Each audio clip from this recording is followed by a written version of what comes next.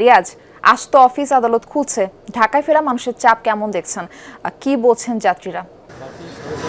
Terminal আর Mohakhali bus stand সহ বাস রুটের সহ খবর জানাচ্ছিলেন।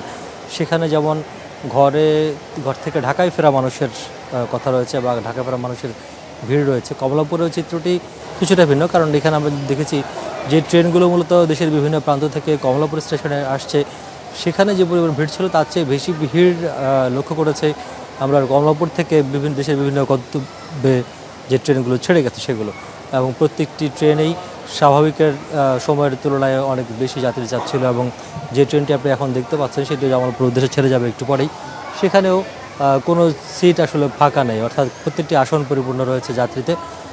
তবে যাত্রীরা দুই ধরনের বক্তব্য রয়েছে। যারা ফিরছেন তারা বলছে যে তারা নির্বিঘ্নে এসেছেন এবং ভালো মতো পরিবারের স্বজনদের নিয়ে, পরিবার আত্মীয় স্বজন সবাইকে নিয়ে ঈদ উদযাপন শেষে তারা ঢাকায় ফিরছেন। যদিও কিছুটা আক্ষেপ অনুযোগ রয়েছে, যদি তারা বলছেন যে বাসের যে 2 দিন ছুটি ছিল সেটি যদি দেওয়া যেত তাহলে হয়তো তারা আরও বেশি ছুটি উপভোগ করতে পারতেন এবং সবাইকে নিয়ে ঈদের আনন্দটা আর একটু বাড়তি মাত্রায় উপভোগ করার সময় পেতেন। আর পাশাপাশি যারা যাচ্ছেন ঢাকা ছেড়ে তারা বলছেন তাদের বেশিরভাগই রয়েছে যারা মূলত ঈদের সময় তারা দায়িত্ব পালন করতে হয়েছে, বিশেষ করে বিভিন্ন সেবাদানকারী প্রতিষ্ঠানের কর্মকর্তা কর্মচারী থেকে শুরু করে অফিস স্টাফরা রয়েছেন।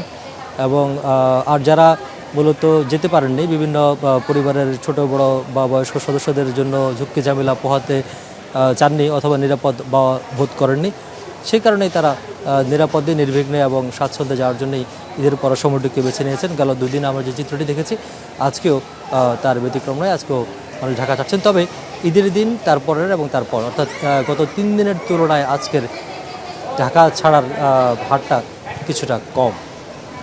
রিয়াজ, আপনাকে ধন্যবাদ আমাদের সঙ্গে যুক্ত হবার জন্য।